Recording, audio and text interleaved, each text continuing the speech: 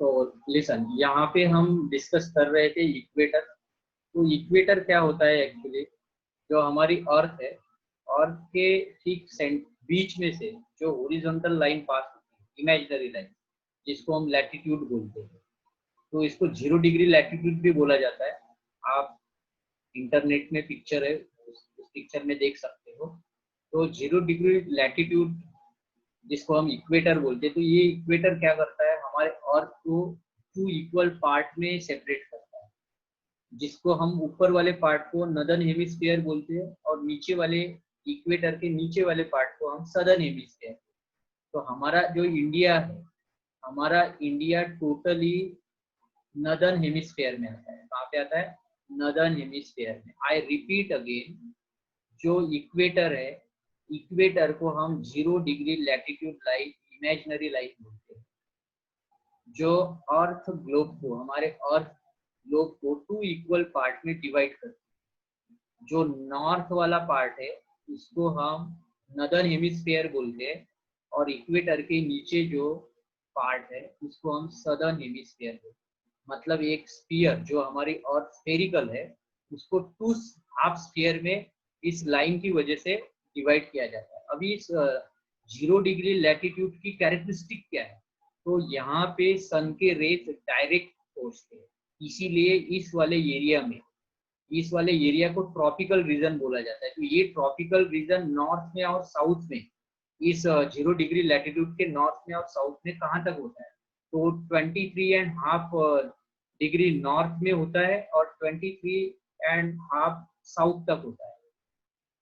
तो जहाँ पे हम बोलते हैं ट्रॉपिक ऑफ कैंसर और ट्रॉपिक ऑफ कैप्रिकॉन। तो इक्वेटर से ऊपर में लेके ट्रॉपिक ऑफ कैंसर, और नीचे में साउथ में ट्रॉपिक ऑफ कैप्रिकॉन तक जो एरिया आता है, ये एरिया ट्रॉपिकल एरिया होता है। तो यहाँ पे सनरेज बहुत ही ज्यादा मतलब डायरेक्टली आते हैं, और यहाँ पे आपको मानसून वाला क्लाइमेट देखने को मिलता है। मतलब रेनफॉल भी काफी ज्यादा होता है। तो यहाँ पे आपको हमारे पूरे वर्ल्ड का जो नेचुरल वेजिटेशन है, इसमें बहुत ज्यादा डाइवर्सिटी देखने को मिलती है। और जैसे जैसे इक्वेटर से नॉर्थ में या साउथ में आप ट्रैवल करोगे, तो वैसे वैसे ये जो सनरेज है, तो सनरेज स्लैंट आना शुरू हो जाएंगे, मतलब डायरेक्ट नहीं आती है। तो जैसे जैसे आप ज्यादा अवे जाओगे, इससे इक्वेटर से ज्यादा दूर जाओगे, वैसे वैसे तो बियॉन्ड द 23.5 सब ट्रॉपिकल रीजन शुरू हो जाता है आपका। और उसके बाद में आपको टेम्परेट जोन, और उसके बाद में फ्रिजिड जोन। तो फ्रिजिड जोन आपका पोलर वाला रीजन होता है, नॉर्थ पोल और साउथ पोल वाला। तो वहां पे लगभग मतलब सनरेज तो जाती ही नहीं है, इसीलिए वहां पे बहुत ज्यादा कोल्ड कंडीशन होती है, और जो वाटर होता है वो आइस के फॉर्म में होता है वहां पे। तो ये सब चीजें आपको यहाँ पे ध्यान में रखनी है। तो क्योंकि जैसे जैसे आप इक्वेटर से दूर जाओगे, टेम्परेचर में बहुत ज्यादा आपको मतलब फॉल टेम्परेचर बहुत ज्यादा रिड्यूस देखने को मिलेगा, और उसके कारण वहाँ का नेचुरल वेजिटेशन जो होता है, और जो सीड का जर्मिनेशन होता है, वो काफी ज्यादा अफेक्ट आपको देखने को मिलता है। राइट। तो आई होप कि यहाँ पे आपका ये पॉइंट बिल्कुल क्लियर होगा। सो different types of plants and animals living together under similar environmental condition make up a biome. तो another next concept is here, what is biome? तो बायोम हम उस प्लेस को बोलते हैं, या उस बायोस्फीयर के हिस्से को बोलते हैं, पार्ट को बोलते हैं, जहाँ पे एक जैसी सिमिलर सिचुएशन देखने को मिलती है। जैसे हमारे इंडियन सब कॉन्टिनेंट की जब आप बात करते हो, तो यहाँ पे मानसून टाइप का क्लाइमेट देखने को मिलता है। मतलब पर्टिकुलर मंथ में यहाँ पे कैसे रेनफॉल होता है, यहाँ का टेम्परेचर, प्रेशर, एयर, विंड की डायरेक्शन एक जैसी रहती है।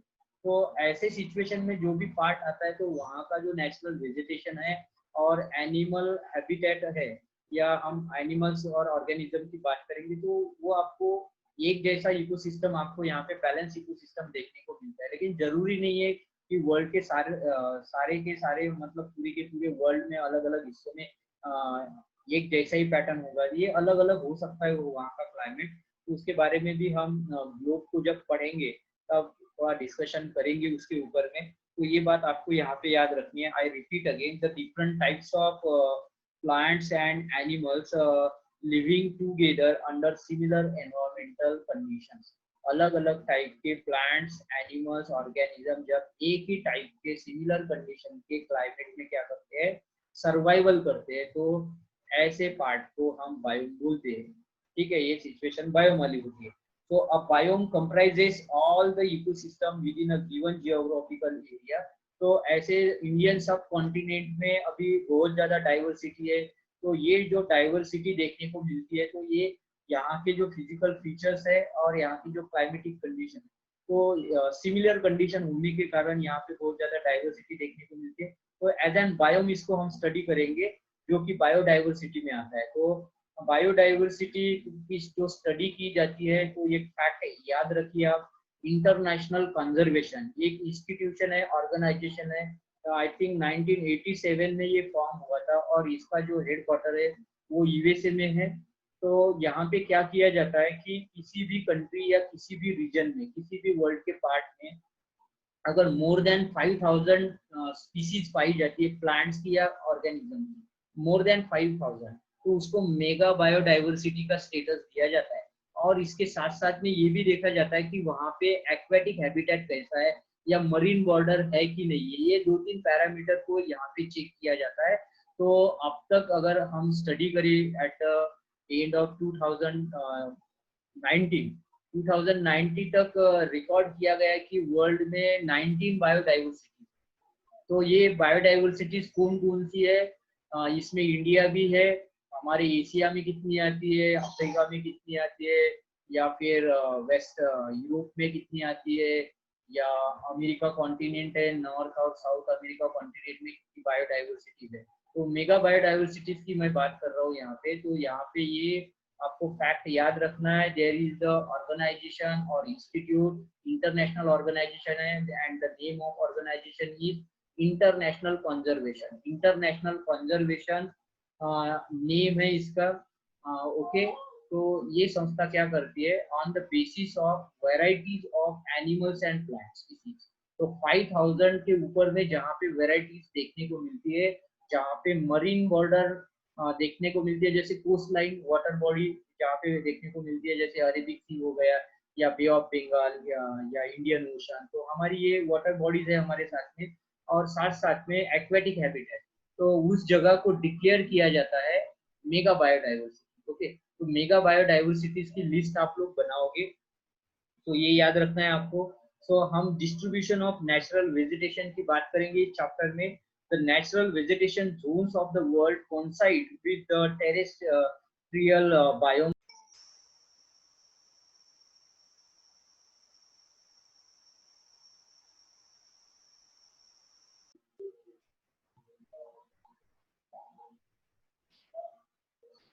So we are talking about the distribution of natural vegetation. हम distribution of natural vegetation की यहाँ पे बात कर रहे हैं। तो while talking about the distribution of natural vegetation, it is totally depends upon the zones of the terrestrial biomes. तो जगह जगह पे जो biomes है अलग अलग, उन biomes के ऊपर में ये काफी कुछ डिपेंड होता है कि इनका जो डिस्ट्रीब्यूशन है वो किस टाइप का है हमारे पूरे वर्ल्ड में। So these biomes coincide roughly with the broad climatic region of the world. Biomes do not have the sharply defined boundaries because they merge with each other. देखो biomes की कुछ एक definite border नहीं होती है, क्योंकि ये एक दूसरे के अंदर में merge होते हैं। तो थोड़ा आप आपके गांव के बाहर में जाओगे तो खुले मैदान होते हैं, वहाँ पे प्लेन एरिया होता है जहाँ पे फार्मिंग वगैरह किया जाता है। थोड़े फार्मिंग वाले एरिया को जब आप क्रॉस करके थोड़ा साइड जाओगे, तो वहाँ पे बुशेस वाला एरिया या रिवर प्लेन वगैरह देखना शुरू हो जाता है। अगर कुछ एरिया में आगे बढ़ के जाओगे आप, तो फॉरेस्ट वगैरह देखना शुरू हो जाता है। तो ये जो नेचुरल वेजिटेशन है, ये एक दूसरे में क्या होते हैं, मर्ज होते हैं। जगह जगह पे ह्यूमन सेटलमेंट देखने को मिलती है आपको, और अलग अलग फ्लोरा और फौना की वेराइटीज आपको देखने को मिलती है। इसीलिए इन बायोम्स की कोई बॉर्डर्स तो देखने को नहीं मिलती है, फिर भी रफली इनका जो डिस्ट्रीब्यूशन किया गया है, तो इनके अलग अलग जोन्स को बनाया गया है, ताकि हम नेचुरल वेजिटेशन, वाइल्ड लाइफ और उसका जो डिस्ट्रीब्यूशन है उसकी प्रॉपरली स्टडी कर सके। ये इसके कारण उसको एक स्पेसिफिक जोन्स में इसको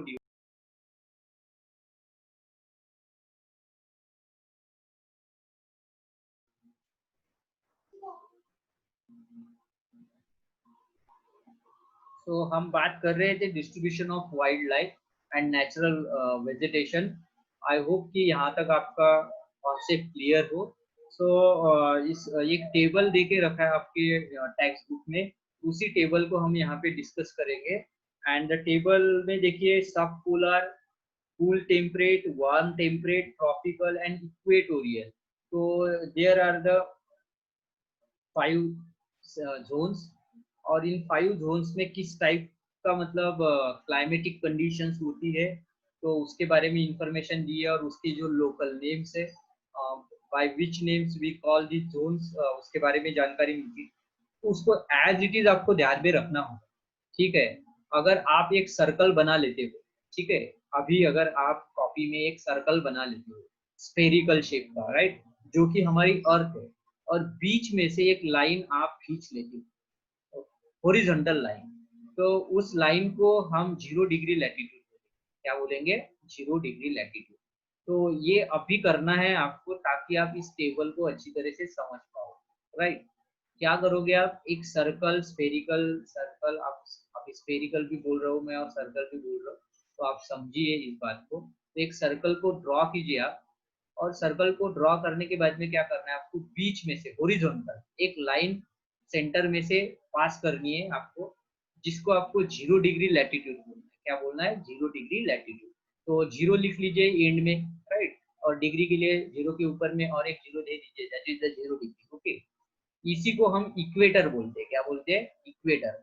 अभी ये जो टेबल दिया है आपके टेक्स्ट बुक में, टेबल में सबसे at the bottom of this table, equatorial 0 to 10 degree latitude. Okay, 0 to 10 degree latitude. अभी जहां पे आपने 0 डिग्री की लाइन खींची, उसके थोड़ा ऊपर, ठीक है, हाफ सेंटीमीटर पे आप क्या कर सकते हो, एक दूसरी लाइन खींच सकते हो, नॉर्थ में और साउथ में, उसके ऊपर और नीचे, और उसको बोल सकते हो 10 डिग्री लैटिट्यूड। क्या बोल सकते हो, 10 डिग्री लैटिट्यूड।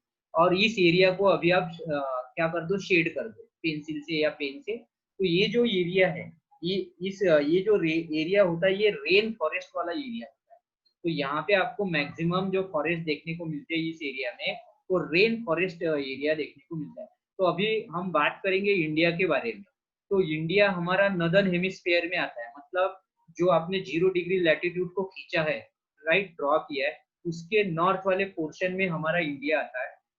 तो हमारे इंडिया की जो टेरिटरी है, तो हमारे इंडिया की कन्याकुमारी का जो लैटिट्यूडनल मेजरमेंट है, तो 8 डिग्री 4 मिनट नॉर्थ, मतलब कन्याकुमारी वाला हिस्सा और उसके ऊपर वाला थोड़ा हिस्सा, इसके अंदर में रेन फॉरेस्ट में आएगा, जहाँ पे अन्ना मुदाई वगैरह आपको माउंटेन हिल रेंज मिल जाएंगी, वेस्टर्न घाट वाला नीचे वाला हिस्सा मिल जाएगा। और आपका कंप्लीटली ये जो लक्षद्वीप अंडमान निकोबार आइलैंड है, वो तो 4 डिग्री 4 मिनट पे है, तो वो इसमें आ जाएगा। और इक्वेटर के नीचे हमारी कोई लैंड नहीं है, इंडियन ओशन है वहाँ पे, लेकिन हमारी कोई लैंड नहीं है वहाँ पे, हमारी नॉर्थ साइड में लैंड है।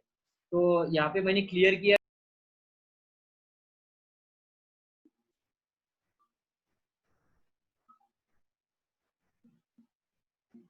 तो यहाँ पे मैंने क्लियर किया कि इंडिया की कौन कौन सी टेरिटरी इक्वेटर के वेरी क्लोज है, राइट। तो उस एरिया में आपको जो फॉरेस्ट देखने को मिलेंगे, वो रेन फॉरेस्ट है। ऐसा नहीं है कि रेन फॉरेस्ट बाकी दूसरे भी पार्ट में देखने को मिलते हैं, तो बाकी फिजिकल फैक्टर उसके लिए क्या होते हैं, रिस्पॉन्सिबल होते हैं। लेकिन यहाँ पे जो टेबल दिया है, उस टेबल से आपको ये समझने में आसानी होगी कि 0 डिग्री लैटिट्यूड से 10 डिग्री नॉर्थ में और 10 डिग्री साउथ में जो फॉरेस्ट देखने को मिलते हैं, वहाँ का जो रेन पैटर्न और टेम्परेचर पैटर्न होता है, उसकी वजह से रेन फॉरेस्ट देखने को मिलते हैं आपको यहाँ पे, राइट। सो उसके ऊपर में 10 डिग्री से 30 डिग्री लैटिट्यूड नॉर्थ में और साउथ में। अभी जो 10 डिग्री ऊपर लाइन बनाई थी आपने और नीचे बनाई थी, तो उसके ऊपर में एक 30 डिग्री तक आप लाइन बना सकते हो। तो ये वाला जो रीजन होता है, इसको ट्रॉपिकल डेजर्ट एरिया बोलते हैं। मतलब यहाँ पे जो रेनफॉल का जो पैटर्न देखने को मिलता है आपको, वो बहुत कम देखने को मिलता है। उसको अरीड और सेमी अरीड एरिया बोलते हैं हम। तो देखो, हमारा जो ट्रॉपिक ऑफ कैंसर है, जो पास कहाँ से होता है, जो गुजरात, राजस्थान का बॉटम हिस्सा, मध्य प्रदेश, छत्तीसगढ़, झारखंड, वेस्ट बंगाल, त्रिपुरा, मिजोरम, यहाँ से 8 स्टेट होके हमारा ट्रॉपिक ऑफ कैंसर क्या होता है, पास होता है। तो उसके ठीक ऊपर वाली लाइन, मतलब 30 के ऊपर में, तो थार का डेजर्ट आपको देखने को मिलता है। और आप बोलोगे सर फिर जो प्लेन वाला एरिया है, गंगा प्लेन वगैरह देखने को मिलता है, तो ये क्या है, वहां पे डेजर्ट तो why, because of mountainous range, वहाँ पे वर्ल्ड की हाईएस्ट माउंटेनस पीक होने के कारण, वो हिमालयन माउंटेन रेंज होने के कारण पेरिनियल रिवर वाटर वाली रिवर वहाँ पे देखने को मिलती है। तो ये दूसरे कारण है। तो इसीलिए हमारे इंडिया के जो रिलीफ्स है, फीचर्स है, फिजिकल फीचर्स है, उनके अकॉर्डिंग हमारे इंडिया का लैंड फॉर्म में आपको चेंजेस देखने को मिलेंगे। लेकिन यहाँ पे बेसिकली जितने भी डेजर्ट्स है पूरे वर्ल्ड में, वो इसी बेल्ट में पाए जाते हैं। ये बात आपको ध्यान में रखना है। उसके बाद में हम यहाँ पे ये भी बोल सकते हैं कि ट्रॉपिकल ग्रासलैंड भी देखने को मिलते हैं यहाँ पे, और ट्रॉपिकल डिसिडियस फॉरेस्ट भी देखने को मिलती है, जो कि मानसून वाले बेल्ट में आते हैं। तो इंडिया का मोस्ट ऑफ द पार्ट इस बेल्ट में आता है, इसीलिए आपको थार का डेजर्ट भी देखने को मिलता है। तो यहाँ पे डिसिडियस फॉरेस्ट भी देखने को मिलते हैं आपको, और यहाँ पे मानसून क्लाइमेट को भी हम फील करते हैं, राइट। तो उसके थोड़े ऊपर अगर जाके हम बात करते हैं, कहाँ पे 30 डिग्री टू 45 डिग्री, राइट। तो 30 टू 45 डिग्री नॉर्थ और साउथ में जो लाइन बनाओगे आप ऊपर में या नीचे में, तो उस एरिया को हम वार्म टेम्परेट रीजन बोलते हैं। तो यहाँ पे जनरली थोड़ा जो टेम्परेचर होता है वो वार्म फील किया जाता है, और इसी के कारण ये जो एरिया पूरे वर्ल्ड में अगर एरिया की बात करें तो पूरा का पूरा भूमध्य सागरीय रीजन इसमें आता है, जिसको मेडिटेरियन सी का एरिया बोलते हैं हम। टेम्परेट ग्रासलैंड एंड डेजर्ट भी यहाँ पे देखे जा सकते हैं। टेम्परेट डिसिडियस फॉरेस्ट भी आपको देखने को मिलती है, क्योंकि ये very close to the lower region होने के कारण, और यहाँ पे जो सनरेज वगैरह होते हैं वो डायरेक्टली भी नहीं आते, और मतलब स्लांट आते हैं, और यहाँ पे बिल्कुल सेमी अरिड जोन होता है ये। तो यहाँ की विंड पैटर्न और बाकी के जो फिजिकल फीचर्स है, उनके कारण भी इस एरिया में ये सब सिचुएशन आपको देखने को मिलती है। और जब हम आगे बढ़ते हुए 45 डिग्री से 65 डिग्री तक जब ट्रैवल करते हैं, तो इस एरिया को कूल टेम्परेट बोलते हैं, क्योंकि यहाँ पे बहुत ज्यादा क्लाइमेट क्या हो जाता है, कोल्ड हो जाता है, और इसीलिए ये एरिया बहुत कूल होता है। यहाँ पे डायरेक्ट सनराइज नहीं जा पहुंच पाती है, और इसीलिए यहाँ पे टेम्परेचर बहुत नीचे देखने को मिलता है आपको। तो यहाँ पे डिसिडियस फॉरेस्ट देखे जा सकते हैं, एवरग्रीन कोनिफोरस फॉरेस्ट देखे जा सकते हैं। एक अलग ही प्रॉपर्टी है इसकी। आप समझ सकते हो कि माउंटेन वाले सिचुएशन में जो ट्रीज वगैरह होते हैं, तो उनके जो लीव्स होते हैं या ब्रांचेस होते हैं वो डाउनवर्ड डायरेक्शन में होते हैं, ताकि उसके ऊपर में जो स्नोफॉल वगैरह जैसी सिचुएशन होती है वो ज्यादा अफेक्ट ना करे। तो ये नेचुरली फिनोमिना देखने को मिलता है आपको।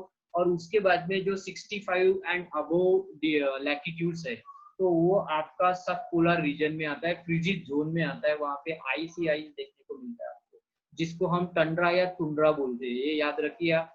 तो these are the few regions जिसको ग्लोब के ऊपर में on the earth we can observe. Study करने के लिए इनको क्लासिफाई किया गया है।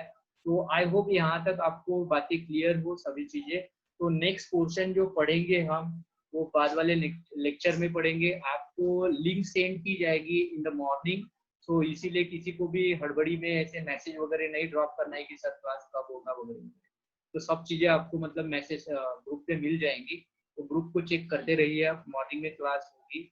अभी अगर किसी को कुछ क्वेश्चन हो तो हम क्वेश्चन आंसर सेशन कर लेते। जिसको क्वेश्चन होगा वही व्यक्ति हैंड रेज करेगा, उसका माइक में अनम्यूट कर दूंगा यहाँ से, आप क्वेश्चन पूछ सकते हो। यस, एनीबॉडी, ध्रुव, नीरा, जो जो लोग, और वीडियो ऑन कीजिए आप लोग बार बार। हाँ, यस ध्रुव, यस, पास में ध्रुव। हाँ सर, एक नेचुरल वेजिटेशन का पैर बताओ sir. Yes sir, natural vegetation की 5 line distribution of natural vegetation की वो एक बार बताओ। यस यस, देखो नेचुरल वेजिटेशन का मतलब क्या होता है कि जहाँ पे ह्यूमन इंटरफेरेंस ना, जहाँ पे ह्यूमन एक्टिविटीज ना हो, जिस एरिया में हमारे इंडिया के जो भी पार्ट है, जो भी लैंड फीचर्स है, जहाँ पे ह्यूमन एक्टिविटीज देखी नहीं जाती। तो जनरली ह्यूमन एक्टिविटीज ऐसे जगह पे नहीं देखी जाती है जहाँ पे हमारे सेटलमेंट के लिए मतलब अच्छी कंडीशन नहीं होती है। जैसे माउंटेन वाले एरिया में या हिली एरिया में हम हमारा हैबिटेशन नहीं कर सकते। तो वहाँ पे नेचुरली जो फॉरेस्ट डेवलप होते हैं, ट्रीज कवर डेवलप हो जाता है, ग्रासलैंड डेवलप होते हैं, बुशेस ट्रीज डेवलप हो जाती है, या अदर ऑर्गेनिज्म एनिमल डेवलप होते हैं। तो इसको कलेक्टिवली हम नेचुरल वेजिटेशन बोलते हैं। कलेक्ट, और यहाँ पे अलग अलग वेराइटी के जो एनिमल्स है, प्लांट्स है, ट्रीज है, अदर ऑर्गेनिज्म है, सर्वाइवल करते हैं, लेकिन यहाँ के जो क्लाइमेटिक कंडीशन है वो एक जैसी होती है। तो इस कलेक्टिवली इस कॉन्सेप्ट को हम बायोम बोलते हैं, जो बायोस्फीयर में आता है। और ये बायोम कैसे, जैसे जैसे इस बायोम में आप ट्रैवल करोगे तो जगह जगह पे इसका पैटर्न आपको अलग अलग देखने को मिलता है, ये एक जैसा नहीं होता है। कहीं कहीं पे आपको बहुत ज्यादा मतलब डेंस फॉरेस्ट देखने को मिलेंगे, तो कहीं पे आपको बहुत लो डेंस फॉरेस्ट कवर मिलेगा, तो कहीं पे बहुत टॉल ट्रीज देखने को मिलेंगे आपको, तो कहीं पे जो ऐसे ट्रीज देखने को मिलेंगे जो अपने लीव्स को शेड कर देते हैं ड्राई सीजन में। और कहीं पे आपको देखो जो डेंस फॉरेस्ट होते हैं वहाँ पे बहुत ही वाइल्ड कैटेगरी के एनिमल्स देखने को मिलते हैं। तो कहीं पे आपको डोमेस्टिक एनिमल देखने को मिलते हैं जहाँ से हम इजीली उसको मतलब एनिमल रियरिंग कर सकते हैं उसका यूज करके वगैरह। तो ये सब पैटर्न जो होता है वो नेचुरल वेजिटेशन में आता है और डिपेंड करता है कि वहाँ की क्लाइमेटिक कंडीशन कैसी है और लैंड फॉर्म कैसा है। ह्यूमन एक्टिविटीज से अगर वो एरिया मतलब छूट चुका है, ह्यूमन एक्टिविटीज अगर वहाँ पे नहीं है, तो उस पूरे एरिया को हम नेचुरल वेजिटेशन ही बोलेंगे। यस, आपके समझ में आया ये कॉन्सेप्ट? Yes sir. ओके, और किसी को कुछ दिक्कत? सर यस, बोलो बेटा। सर निखिल सर बोल रहे थे ये बुक चेंज हो गई है। सर फिर आपने बोला था ना वो स्टार्टिंग के आपने जो 2 लेसन पढ़ा है उसकी एक्सरसाइज करना, फिर वो करनी है या नहीं करनी? देखो बेटा, बुक में करने के लिए बोला था सर, पर बुक लिसन टू मी। जो भी चैप्टर हमने कवर किए और जो भी बुक आपके पास में है, उस बुक में से उस एक्सरसाइज को आप लोगों को सॉल्व करना है। जब हमारी स्कूल शुरू होंगी या जब आपके listen to me first listen to me, जब भी आपके पास में न्यू कॉपीज होंगी या नहीं है या बाद में आएंगी, तो उसके बाद में हम उसको क्या कर लेंगे, उसको ऐड कर लेंगे। जो भी नए क्वेश्चंस है या न्यू टॉपिक है उसको ऐड करेंगे। तो वो तब की प्रॉब्लम है, अभी की प्रॉब्लम है। जिन लोगों के पास में जो भी बुक्स है, ठीक है, बुक्स में थोड़े बहुत कंटेंट इधर उधर होंगे, लेकिन हम सभी कंटेंट को लेके चल रहे हैं, कोई भी कंटेंट छोड़ा नहीं जाएगा आप लोगों का, ठीक है। तो इसीलिए आपके पास में जो भी टेक्स्ट बुक है उसमें की एक्सरसाइज आपको सॉल्व करनी है। हाँ, जहाँ पे आपको दिक्कत आती है आप लोग मुझे ग्रुप पे क्वेश्चन ड्रॉप कीजिए, उसको रिजॉल्व किया जाएगा, उसको आप प्रॉपरली रीड कीजिए। आपको सोर्स ऑफ रेफरेंस के बारे में भी जानकारी दी जाएंगी अगर टेक्स्ट बुक्स में से प्रॉपरली कवर नहीं होता है तो ऐसे हम कलेक्टिवली वर्क करके क्या करेंगे, उसको इस प्रॉब्लम को सॉर्ट आउट करेंगे। ऐसा कोई बड़ा इशू नहीं है ये, तो घबराने की कोई जरूरत नहीं है। अभी लॉकडाउन की वजह से हम लोग स्कूल नहीं जा पा रहे या बुक्स को परचेस नहीं कर पा रहे, तो आपके पास में जो ओल्ड बुक्स होंगी या कहीं से मिलती होंगी आपको, तो उसी से हम तब तक हमारा काम चलाएंगे, बाद में उसको देखेंगे, ठीक है। Yes, any question?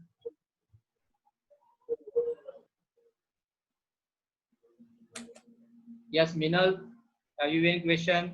Vaishnavi, Sneha, Mihira, जो भी मुझे देख पा रहे हैं, सुन पा रहे हैं, आप आपका माइक अनम्यूट करके मुझे क्वेश्चन पूछ सकते हो, ओके। और देखो, सब लोगों ने ग्लोब की प्रैक्टिस करना है, जो अभी टेबल डिस्कस किया था हम लोगों ने, तो ग्लोब ड्रॉ कीजिए आप, और उसके ऊपर में ये सब जोन्स दिखाना है।